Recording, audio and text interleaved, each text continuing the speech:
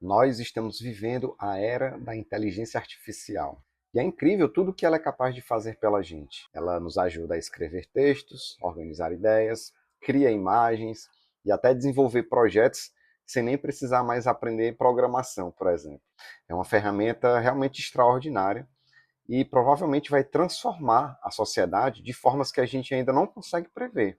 Mas ao mesmo tempo, eu tenho notado uma coisa: às vezes parece que não é só a tecnologia que está ficando artificial. A nossa própria experiência de viver também está. E agora eu nem me refiro apenas à inteligência artificial, né? Eu estou falando da forma como a gente tem se relacionado com o mundo e de como isso afeta a nossa relação com a realidade e com a nossa capacidade de contemplar a natureza. Isso não é um problema novo, bem dizer, talvez seja uma tendência que já vem se agravando há muito tempo, desde os grandes avanços da civilização, pós-revolução industrial, né? Quando a gente começou a viver cada vez mais cercado por máquinas, por concreto, por iluminação artificial, em ambientes fechados, em uma quantidade cada vez maior de estímulos, né, disputando a nossa atenção. Quando a gente vai fotografar alguma coisa, por exemplo, muitas vezes a gente já nem presta atenção naquilo que a gente está fotografando, né? A gente tira vários cliques, escolhe depois qual que ficou melhor, apaga os que ficaram ruins ou não, deixa se acumular ali na memória da nuvem. Ou então quando a gente vai para um show e parece que a gente está mais preocupado em gravar o vídeo ou tirar fotos daquele show do que realmente se deixar emocionar, né, pela música ou pela performance dos artistas ali e viver o momento, né? E a gente acaba tirando fotos, gravando vídeos que provavelmente a gente nem vai assistir depois. A gente compartilha coisas nas redes sociais antes mesmo de saber exatamente o que é que a gente pensa sobre elas, né? Opina e julga antes de refletir, muitas vezes sem nem entender sobre o assunto, né? Consome uma quantidade absurda de informação todos os dias, mas nem sempre encontra tempo para simplesmente observar. Recentemente, eu me lembrei de um poema que eu li do escritor Walt Whitman, que eu sempre achei muito bonito. No poema, uma pessoa está assistindo a uma palestra sobre astronomia. E aí, né, o astrônomo palestrante, ele apresenta gráficos, números, cálculos, diagramas, né, a plateia fascinada com aquela quantidade de informação, mas em algum momento, né, o sujeito do poema, ele se sente cansado daquilo, não porque ele não goste do assunto, né, mas talvez ele já esteja saturado daquilo tudo, né, então ele simplesmente sai da sala e vai andar pela rua. E aí o poema termina assim: até que, cansado e abatido, levantei-me e fui embora, vagando sozinho na úmida e mística noite. De tempos em tempos, olhava em perfeito silêncio para as estrelas. Eu sempre achei esse final muito bonito, muito poético, né? Porque ele não é contra a ciência ou contra a gente precisar aprender alguma coisa, né? Ele fala sobre a nossa capacidade de contemplação, né? Sobre a diferença entre compreender uma coisa intelectualmente e experimentar essa mesma coisa, né? Para quem não me conhece, né, prazer, eu me chamo Eduardo, eu sou químico, eu sou músico, eu sou pai, né, e eu sou alguém também que gosta de pensar sobre a ótica da ciência, das artes, do comportamento e de algumas contradições, né, que acontecem na vida moderna. Então, se esse tipo de reflexão faz sentido para você, já aproveita, se inscreve aqui no canal, porque isso me motiva, né, a continuar gravando mais vídeos para você. Uma coisa curiosa é que a gente costuma falar da natureza como se ela fosse um lugar separado da vida humana, como se natureza fosse uma praia, uma cachoeira, uma floresta, uma trilha que a gente visita quando a gente quer desconectar da correria do dia a dia. Mas biologicamente, né, quimicamente falando, isso não faz muito sentido, porque a gente nunca esteve fora da natureza, né? E eu não estou falando isso no sentido poético ou simbólico, né? Eu estou falando isso de forma literal.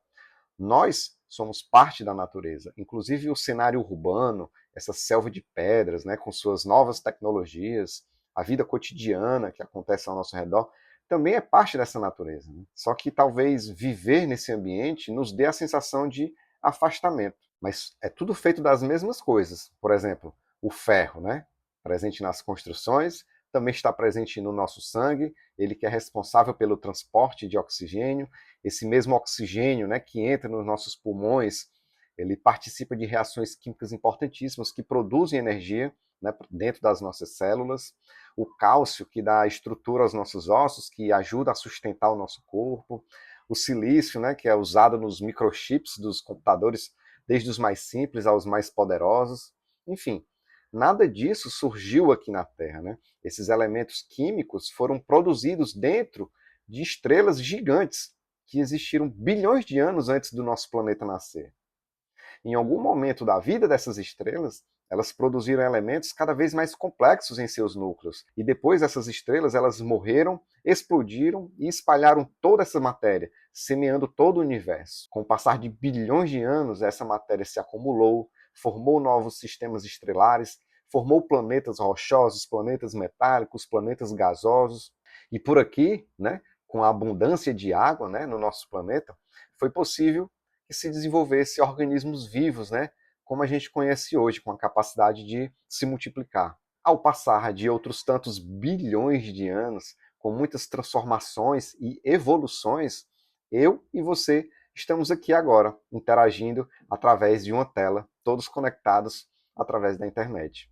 A história completa, ela é muito mais complexa do que isso, mas o ponto que me interessa aqui é outro, né? Tudo aquilo que compõe o nosso corpo e a natureza ao nosso redor faz parte dessa mesma história, né? Que existe muito antes da gente estar aqui. Nós não estamos observando a natureza de fora, né? As nossas próprias experiências são parte dessa natureza. Talvez seja por isso que certas situações ainda provoquem uma sensação tão difícil de serem explicadas, como, por exemplo, um banho de mar, né? Ou o vento batendo no rosto, o calor de uma fogueira numa noite fria, né? Ficar alguns minutos olhando para o céu, vendo as nuvens passando, observando o brilho das estrelas, né? Sem nenhum objetivo. Aliás, comenta aqui qual foi a última vez que você parou para ver uma noite de céu estrelado, né? Talvez exista uma sensação de reconhecimento nisso tudo, não no sentido sobrenatural, mas na sensação real de pertencimento, como se alguma parte de nós reconhecesse intuitivamente que pertence ao mesmo processo que criou tudo aquilo.